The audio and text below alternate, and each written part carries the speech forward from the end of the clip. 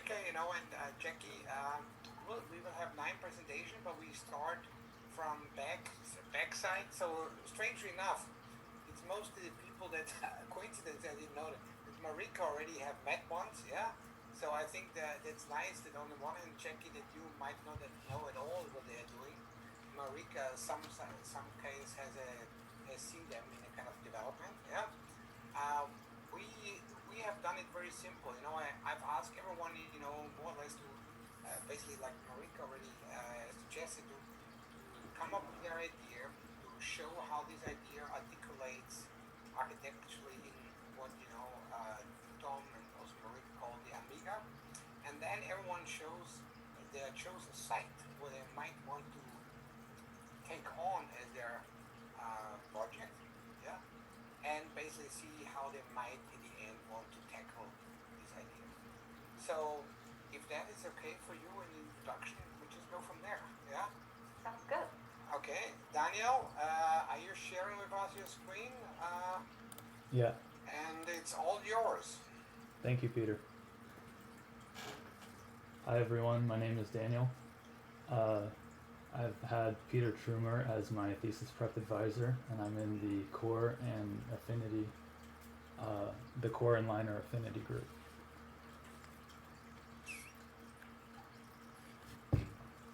I want to talk about the articulation of the study model that I started with, and using these qualities as a diagram, and kind of closely examining this model and imagining what it could be and exploring different points of interest.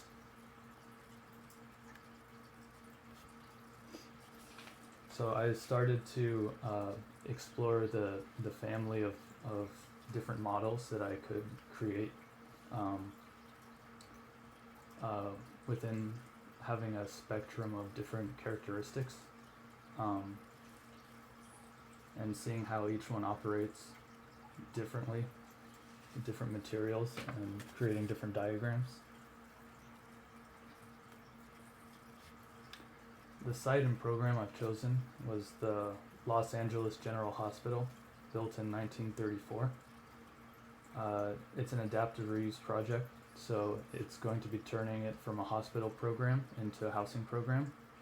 And it has a beautiful interior conditions, and the soil conditions are very poor due to liquefaction, which means in the case of an earthquake, the soil turns into quicksand and the building is not safe to occupy. So I am thinking about having a new ground for the building because the ground that it's on is unstable, and having a ground that can be cantilevered, and what that would mean to have like an underside to the ground, and if the ground becomes accessible, and if you can occupy the ground, and if you're able to hang the units for housing from the ground.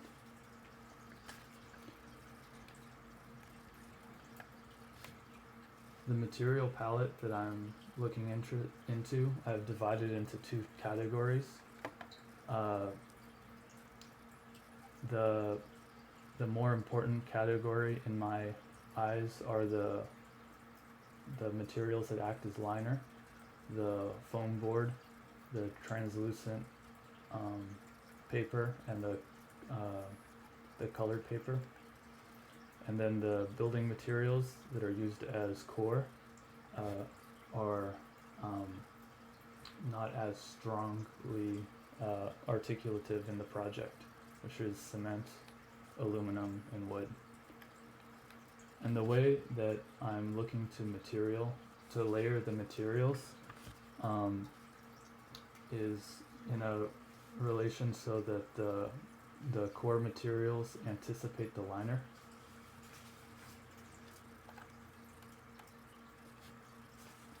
And for my massing, I wanted to do something that mimics the existing massing, that allows for some preservation of what's there in a subtractive and additive process that allows me to play with shape and lets the interior bleed out and I'm interested in having an open interior, similar to the idea of a courtyard or an atrium, and having these blocks of mass enclose the space. And finally, for my apertures, I imagine them as space between materials that allow light to come through, and which happen at a large scale. Thank you. Thank you, Daniel. Are we going to see one at a time?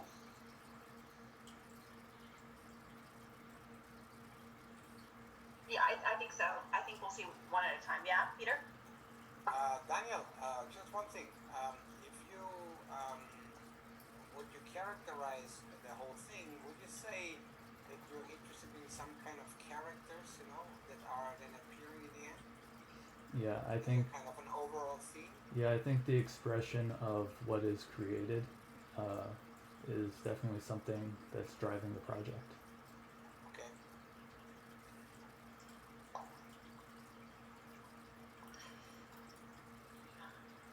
Well, I mean, could you go back to your first slide just for a sec? Yeah. The very first slide of your presentation.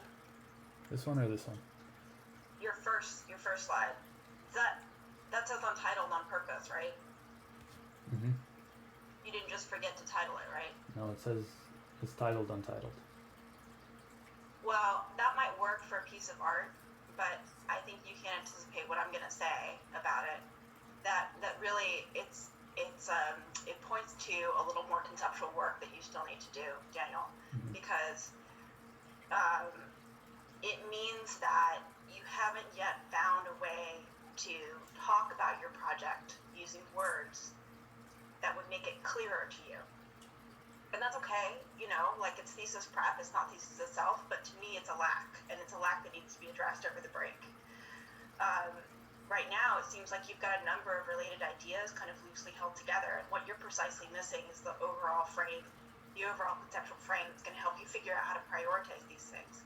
You're talking about a piece of adaptive reuse, and then so there are certain constraints that you would think would go along with that, which would involve sort of how you treat the existing, how you adapt your notion of core and liner to work within a building that is already there. And I didn't actually see that. I was kind of expecting to see that, because it seems like that idea would go. The core and liner idea is an idea that could work with an adaptive reuse project. But instead, you started talking about pretty radical moves. And I'm not saying those moves are false moves or anything. I'm just noting it. The idea that somehow you're going to take the liquefaction potential of the subsoil here as a reason to do a new ground, which would then be cantilevered. So you're talking about some kind of like a low mat building, I suppose, at that point. That right there is enough. That's a different idea than the core and liner idea, and that's enough if you were to go with that for a thesis. And then you have a lot of these kind of material studies and a material palette, which is not the same as the palette, by the way, of stuff, but spelled differently. But you have a material palette that also seems radically disconnected from the realities of the existing building that you're going to be working with. So a lot of different pieces are still you're bundling them together. You put them together in a slideshow. They indicate at least a direction, but there's no hierarchy that's been established yet. And I think that's going to be a very confusing place to start pieces. So over the break, I suggest that I'm happy to help in some minor way, but over the break, I suggest that you kind of come up with your hierarchy here. What's the big idea? What are the minor ideas? Just so that you can title your untitled thesis and know how you're going to start it this spring. Hi Daniel. Hi Jackie. I haven't seen you in a while. Daniel was a student of mine way back in 2A? Mm-hmm. It's nice seeing you again. Yeah. There was one point in when you presented your site, right? direction, and what your models seem to suggest is a kind of posture and form that is kind of informal and casual and sort of based. It seems to come from this sort of analog model making, and there seems to be a relationship between, an unstable ground and an unstable building, and you didn't address that at all.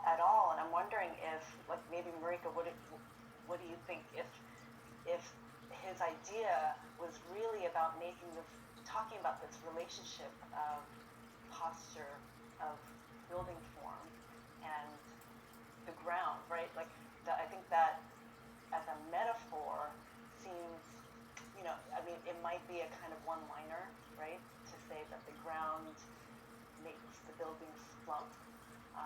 But if there might be questions embedded there that you can explore that might lead to techniques of creating those kinds of postures, which it seems like you're interested in that relationship between the core and the facade and how those things can create this kind of loose, it looks like loose facades hanging. And then the other question I was going to ask is, do you intend for this to be a physical model or a digital model? I want it to be a physical model. Because I think there might be something really interesting in trying to produce those physical qualities that you get in that model digitally. It might expand the way you think about material and scale and tectonics that come primarily from, like, the making of a scaled model. Oh, I don't know. I mean, we're I'm not really buying where's the liquefaction, the poor soil, subsurface soil condition coming from? Because that building's been standing for a long time. Looks like it's in pretty good nick to me. It was from Zemus. I looked in some of the reports on Zemus and it was in there. I mean, I just think that's a bit of a red herring, to be honest. That building is a historic structure. It's withstood numerous, like, major earthquakes. If it's not part of the project brief, I think it's a red herring. Now, if you want to make it seem as though there's a new ground, like a levitated plinth or something, go for it. But don't use that as an excuse. I don't think it's necessary. I also see a lot. I mean, to me, it looks like you're quite interested in these loose draped sheets or layers, like Jackie was saying. And I also think that would be a pretty cool thing to do the building. It would be interesting to kind of say, all right, all of the program now is going to fit in some kind of loose relationship between this thing that I'm going to drape over the existing skeleton of this structure. It's going to look like this on the inside, it's going to look like this on the outside, but it's going to be this kind of new loose idea of poche.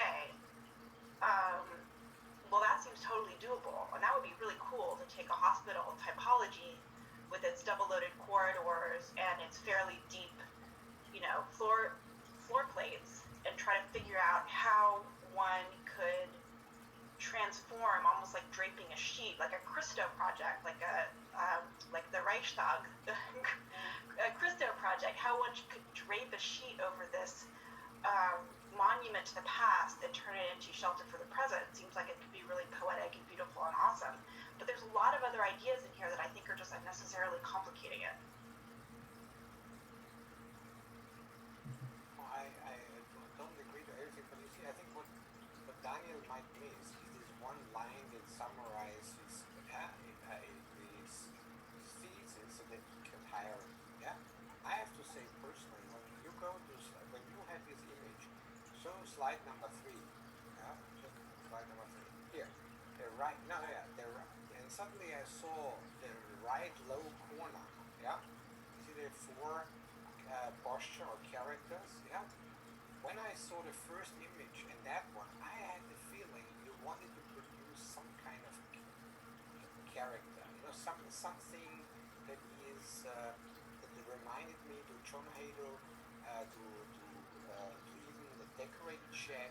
The idea that you wanted to give it some kind of character. I think it needs to be this one line. I think the model is great, the material specificity is great. There is a lot of but I think it needs to have this one thought that allows you to then make the right decisions. Because I think you make millions of decisions that are right, but the question is, how can someone access it as a thesis? Yeah, I think try to think about that. What is that one core idea? Yeah, that summarizes all the other aspects. I think this envelope thing, this kind of shield, has a beautiful character, and perhaps it's not the ground. It's that idea that there is something underneath, that is not hidden, yeah, by a form of decoration or a share, I don't know what you think about it. Yeah, I agree with that. I think that this is just my personal opinion now. Like, this is what I would do if I were you.